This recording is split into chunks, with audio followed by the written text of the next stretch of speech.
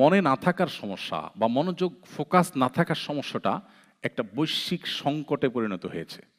এটা শুধু আপনার আমার সমস্যা না, সারা পৃথিবীতে এই সমস্যাটা। এবং আপনি প্রত্যেকটা মানুষকে দেখবেন যে মানুষের কিছু মনে থাকে না, মনোযোগ ধরে রাখতে পারে না। আমি একটা জিনিস খেয়াল করেছি, ২ রাকাত নামাজ, অনলি ২ রাকাত নামাজ, যেটা হয়তো ৩ মিনিটে পড়া সম্ভব, ৪ মিনিটে সম্ভব, ২ মিনিটেও পড়া সম্ভব। ২ রাকাত নামাজ কোনো দিকে মনোযোগ যাওয়া ছাড়া সম্পূর্ণ আল্লাহর দিকেই মনোযোগ থাকবে, যা পড়ছেন সেটার দিকেই মনোযোগ থাকবে, আপনার অন্য কোনো দিকে মনটা যাবে না। এইভাবে মনোযোগ নিয়ে মাত্র ২ রাকাত নামাজ পড়ার মতো ক্যাপাবল মানুষ হাজার হাজার মুসল্লি, লাখ লাখ মুসল্লিদের মধ্যে একজনেরও নেই। আপনি ট্রাই করতে পারেন, শুরু করেন নফল নামাজ ২ রাকাত করে পড়েন, দেখে ট্রাই করেন তো যে একবারও মনোযোগ যাবে না, আমি দেখে হয় কিনা। খুব ডিফিকাল্ট হয়ে গেছে। গবেষকরা বলছেন মানুষের ফোকাস ধরে রাখার যে ক্ষমতা সেটা খুব ভয়াবহ আকারে হ্রাস পেয়েছে। একটা সময় মানুষ যদি ৩০ সেকেন্ড, ৪০ সেকেন্ড বা ১ মিনিট ফোকাস ধরে রাখতে পারতো, এখন তার 50%ও মানুষের নাই ক্ষমতা। মনোযোগ হারায় ফেলছে মানুষ। কেন? গত ১৫-২০ বছর আগেও এত ক্রাইসিস ছিল না, এখন যত ক্রাইসিস। তাহলে এই ১৫-২০ বছরে কি এসেছে পৃথিবীতে যেটা আগে ছিল না? আমরা একটু চিন্তা করলে, ভাবলে দেখি, সেই জিনিসটা আর কিছু নয়, আমাদের স্মার্টফোন এবং সোশ্যাল মিডিয়ার ব্যবহার। এগুলো কিভাবে আমাদের ফোকাস এবং মনোযোগ, আমাদের স্মৃতিশক্তিকে নষ্ট করছে, এটা নিয়ে অনেক লম্বা আলাপ করতে হবে। আমি সেদিকে যাব না, আমি সংক্ষেপে শুধু একটু বলি।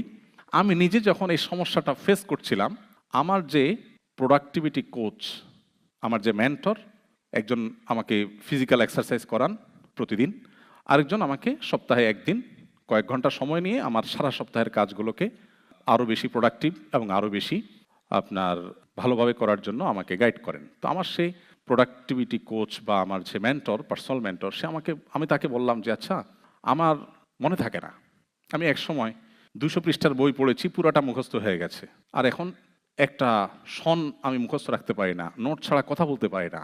কি সমস্যা? ডাক্তার দেখিয়েছি দেশে, দেশের বাইরে, কোনো সমস্যা ধরা পড়ে না, ডাক্তাররা কিছু খুঁজে পায় না, বাট আমি ফিল করছি এই সমস্যা। তখন সে আমাকে এক লাইনে বলল যে আপনি সকাল থেকে এই পর্যন্ত ফেসবুকে কতগুলো পোস্ট দেখেছেন? তাই বললাম, তা তো অগণিত, কারণ যেভাবে স্ক্রল করি আমরা, এটা কোনো এন্ডিং নাই তো। কিছু দূর গেলে হয়তো নেট একটু ঘুরবে, তার মানে তুমি ওয়েট করো, আসছে আরো, তাই না? কখনো আপনাকে দিবে না দ্য এন্ড, আসবে। চিন্তা করেন, যে জিনিসটার কোনো এন্ড নাই, আপনি যেভাবে খুঁজছেন মনে হয় যে কি হারায় গেছে, তাই না? অথচ আপনি অর্থহীন জিনিসের পিছনে কি খুঁজছেন, আপনার কেউ জিজ্ঞাসা করে ভাই কি খুঁজছেন, আপনি কোনো জবাব দিতে পারবেন? কোনো জবাব দিতে পারবেন কি খুঁজছেন? আপনি একটু চিন্তা করে দেখুন, আপনাকে কোন গর্তে ঢুকাই দেওয়া হয়েছে, আপনি কোথায় কোন জগতে বাস করছেন, আপনি কি খুঁজছেন নিজে জানেন না, বাট আপনি খুঁজছেন। দেখুন, হাসির ইস্যু না, খুবই সিরিয়াস ইস্যু। আমাদের ঈমান, আমল, এমনকি দুনিয়ার যে আমাদের জীবনের বরকত, সেটাও নষ্ট হয়ে যাচ্ছে। আমাকে তখন সে বলল, সকাল থেকে এই পর্যন্ত আপনি কতগুলো স্ট্যাটাস দেখেছেন? আমি বললাম, না হলেও তো শখানিক হবে, আরও বেশি হবে, কারণ স্ক্রল যখন করি প্রতি সেকেন্ডে তো 2টা-3টা করে চায়। তো আমাকে বললো যে একটা স্ট্যাটাস আপনি আমাকে বলেন আগাগোড়া যেটা আপনি দেখেছেন। আমি বললাম, তা তো বলতে পারবো না। বলছে কমেন্ট কি পরিমাণ দেখেছেন? আমি অগণিত কমেন্ট দেখেছি। বলে যে একটা কমেন্ট বলেন আমাকে আগাগোড়া। আমি তাও বলতে পারবো না। তো আমাকে সে বলল, এর মানে হলো আপনার ব্রেইনকে আপনি ট্রেন করছেন যে তোমাকে মুখস্থ রাখতে হবে না, তুমি ডোপামিনের আশায়, সাময়িক আনন্দ, সাময়িক ব্যথা, একটা গুড নিউজ দেখেছেন, আপনার পছন্দের দল জিতেছে, ওয়াও মাশাআল্লাহ, আপনি খুশি হয়ে গেলেন, ডোপামিন। আবার দেখেছেন গাজায় মানুষগুলো অনাহারে মারা যাচ্ছে, এর মধ্যে আবার হামলা চালিয়েছে অভিশপ্তরা, এটা দেখার পর আপনার কষ্ট হয়েছে, মনটা খারাপ হয়েছে। এই যে সাময়িক আনন্দ আর সাময়িক বেদনা, এটাই আপনার উদ্দেশ্য এই স্ক্রলিংয়ের। এখান থেকে আপনি কোনো জিনিস মুখস্থ করতে চান না, আপনার ব্রেইন অভ্যস্ত হয়ে গেছে যে আমাকে মুখস্থ করতে হবে না। এর ফলশ্রুতিতে আপনার কোনো কিছু মনে থাকে না, মনোযোগ থাকে না, বিকজ আপনার ব্রেইন অভ্যস্ত হয়ে গেছে মনোযোগ না রেখে অসংখ্য জিনিস পড়ার উপরে। আপনি এটা ছেড়ে দেন, সিরিয়াস হন, আপনার জীবনে পরিবর্তন আসবে। কয়েক মাস হয়েছে আমার মোবাইলে কোনো ফেসবুক, কোনো ইউটিউবের অ্যাপ নাই, আমার অফিসে, আমার বাসায়, আমার কোনো পিসিতে কোথাও নিউজ ফিডে ঢুকার কোনো অপশনই নেই, সেটা এমনভাবে ব্লক করা আমি চাইলেও ঢুকার সুযোগ নেই। আলহামদুলিল্লাহ, আমি ফিল করছি যে আমি অনেক ভালো আছি। আমরা যারা ইবাদত করতে পারছি না, নামাজে মনোযোগ থাকছে না, আমাদের যাদের ফোকাস নষ্ট হয়ে যাচ্ছে, আমাদের বাচ্চারা ধ্বংস হয়ে যাচ্ছে, আল্লাহর শপথ করে বলি এটার প্রভাব সবচাইতে বেশি। আর অনেক কারণ আছে, এটার প্রভাব সবচেয়ে বেশি।